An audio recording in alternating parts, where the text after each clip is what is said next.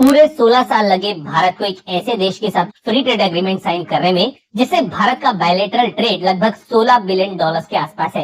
अभी और सुनिए, भारत इस देश से करीबन 14 बिलियन डॉलर्स का सामान इंपोर्ट करता है, लेकिन बदले में इस देश को भारत केवल 2 बिलियन डॉलर्स का ही एक्सपोर्ट कर पाता है। इतने बड़े ट्रेड डेफिसिट को कम करने के लिए ही भारत और भारतीय सरकार करीबन 1.5 दशक से इस डील के पीछे पड़ा हुआ था और फाइनली अब एक और यूरोपियन देश में भारत में बने प्रोडक्ट्स का साम्राज्य फैल पाएगा।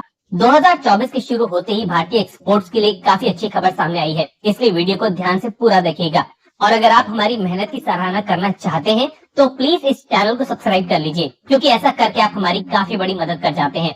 तो जिस देश की बात हम आपसे कर रहे हैं, ये देश है स्विट्जरलैंड, जिसके साथ भारत ने 16 साल बाद एफटीए पे साइन कर लिया है। भारत स्विट्जरलैंड को मेनली रॉ मटेरियल और खाने पीने की चीजें ही एक्सपोर्ट करता है, लेकिन बदले में स्विट्जरलैंड से हम लोग फिनिश प्रोडक्ट्स, मशीनरीज, इलेक्ट्रॉनिक्स और टेक्निकल गुड्स का इंपोर्ट करते हैं। एग्जाम्पल के लिए भारत स्विट्जरलैंड को कॉफी, दालें, केमिकल्स और पेट्रोलियम प्रोडक्ट्स एक्सपोर्ट करता है। वहीं स्विट्जरलैंड से हमें automobile components, industrial machinery, wrist watches और प्रिसीजन कंपोनेंट्स इंपोर्ट करने पड़ते हैं।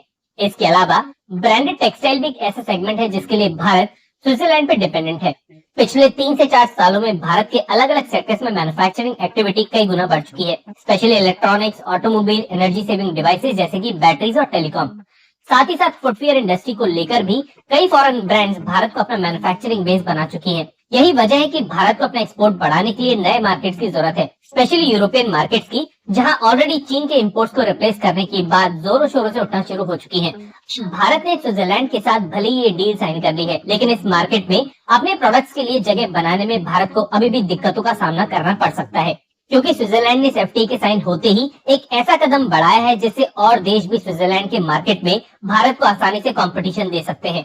हुआ ये है कि भारत के साथ एफटीए साइन करते ही स्विट्जरलैंड ने सभी इंडस्ट्रियल गुड्स के इंपोर्ट को ड्यूटी फ्री कर दिया है। गुड्स जैसे कि केमिकल्स, कंज्यूमर गुड्स, ऑटोमोबाइल और क्लोथिंग जैसे आइटम्स के इंपोर्ट को स्विट्जरलैंड सभी देशों के लिए ड्यूटी फ्री बना चुका है। ऐसे में भारत के साथ एफटीए साइन करने का कोई भी मतलब नहीं रह जाता। जो लोग नहीं जानते उनको बता दें कि स्विट्जरलैंड में गोल्ड यानी कि सोने की काफी बड़े भंडार मौजूद है और भारत का स्विट्जरलैंड के साथ ट्रेड डेफिसिट मेनली इसी मेटल की वजह से है।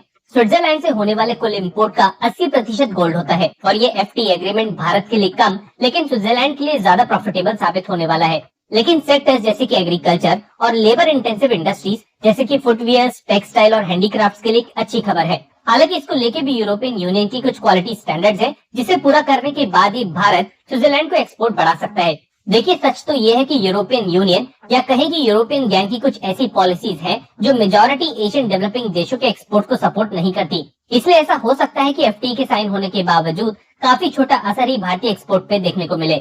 हालांकि कुछ ऐसे सेक्टर्स हैं जहां भारत के लिए अच्छे चांसेस बन सकते हैं, जैसे कि बैटरीज, ईवी सेक्टर और इलेक्ट्रॉनिक्स, जिनमें ऑलरेडी यूरोपियन स्टैंडर्ड्स का इस्तेमाल मैन्युफैक्चरिंग में किया जाता है। भारत को ऐसी एफटीए की जरूरत इसलिए भी है क्योंकि बांग्लादेश और वियतनाम जैसे देशों को प्रेफर्ड नेशन का दर्जा दुनिया के ज्यादातर देशों में मिला हुआ है और भारत को इन्हीं देशों से कम्पीट करने के लिए डेवलप्ड देशों में ड्यूटी फ्री एक्सेस की जरूरत है। कंटेंट अगर पसंद आया है तो कमेंट सेक्शन में MII यानी मेक इन इंडिया लिख दीजिएगा, हम समझ जाएंगे। और वीडियो को लाइक भी कर दीजिएगा अगर आप हमें यहाँ तक सुन चुके हैं। धन्यवाद।